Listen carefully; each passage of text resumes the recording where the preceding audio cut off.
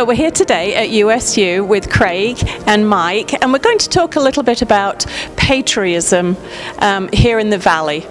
Now, we're in the middle, and we can almost hear in the background that fine concert rehearsal going on. What's that about today, Craig? Today we have the United States Air Force Band and singing sergeants from Washington, D.C., America's musical ambassadors. And Mike and I were both members of the band several years ago. Mike Bankhead, who's to my right, is retired Lieutenant Colonel, United States Air Force, and was commander and conductor of the Air Force Band. And several years ago, he hired me to be director of the Air Force Singing Sergeants. That's about 35 years ago. And to have them come back is an incredible reunion for Mike and me to share together. And is this the first time they've been back in a while?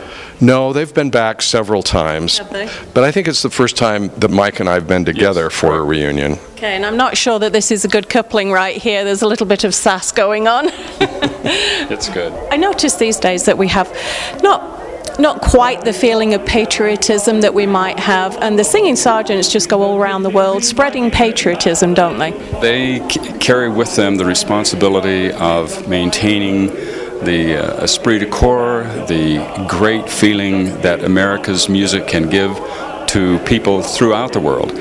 What they do is help to strengthen the ties between people and all other countries and all other types of societies by, through our music, giving them an idea of how great the American ethic and the American dream and the American way of life is. We do that unabashedly. We're not ashamed to be Americans. We're not ashamed to be hardcore, cut us and we bleed red, white, and blue Americans. We have problems in the world, we have problems in our country, but the fact of the matter remains, it is a great nation, and through the music of this great nation, we can help people know and understand that it's okay to say, yes, I am proud to be American, I am proud of my country, and I am proud what I bring to this country as an American. Now, thank you, Mike. That really resonates with all of us in this day and age, particularly.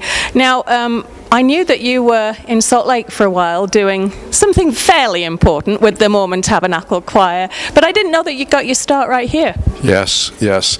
I'm very, very proud. Nothing prepared me for the Mormon Tabernacle Choir better than being an officer in the United States Air Force Band program, working with the singing sergeants, the Air Force Band of Europe as well. These men and women epitomize the finest professionals of any people anywhere, and in many ways they're a symbol. They represent the men and women who serve in the United States Air Force around the world today, many of them putting their lives at harm, not only of the Air Force, but of the Army, the Navy, the Marine Corps, the Coast Guard. So when the citizens of the United States see their performance and they see this incredible professionalism, it is a symbol for the men and women that they represent serving our nation today.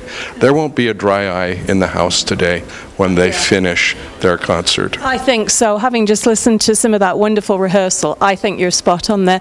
Now, how are you two affiliated today? Are you performing at all, or what are you doing?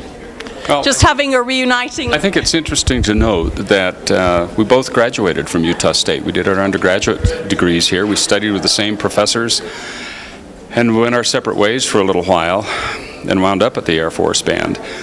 But the foundation of our education, the foundation of our love of music and our skill set started at Utah State. And to have it all culminate in, toward the end of our careers, being back home at a place that gave us so much is really quite remarkable.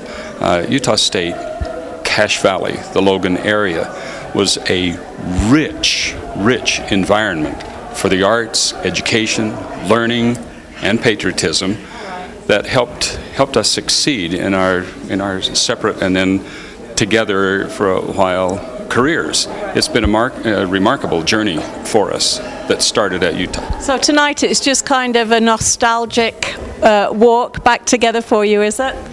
Indeed. In 1978, I was finishing a graduate degree, and I got a phone call. It said, Craig, Mike Bankhead. And I said, Mike Bankhead? I haven't seen or heard of you. And he said, in ages, he says, I've got the greatest job in the world. director of the Air Force Singing Sergeants. Oh my. We want you to audition. And I said, the singing what? I'd never heard of him before. I went back to the audition, and this man changed my life. Totally changed the course of my life. So 30 years later, I have an opportunity to hire a new department head of music at Utah State University. Mike's in Houston as director of the School of Music at Sam Houston State. I pick up the phone and said, Mike, Craig Jessop. He said, Craig who? I said, come on home, Mike. It's time to come home. I knew that if he applied for the job, he'd get it because of his outstanding career. So this is kind of a wonderful way for us to cap our careers together. Oh, well, I don't know about cap, and you talked about coming to the end. I don't see any kind of coming to the end here. It's just a wonderful chemistry that the two of you have. And I'm sure the show is going to be fantastic tonight. Thank you for inviting us along. Thanks, Dr. Jessop. Thank you. Do we call you Dr. Bankhead? You can call me Mike, but Doctor works. You can say to both of us, Lieutenant Colonel. Stay at ease, though. We're here. Yes. Thank you. Thank you, guys.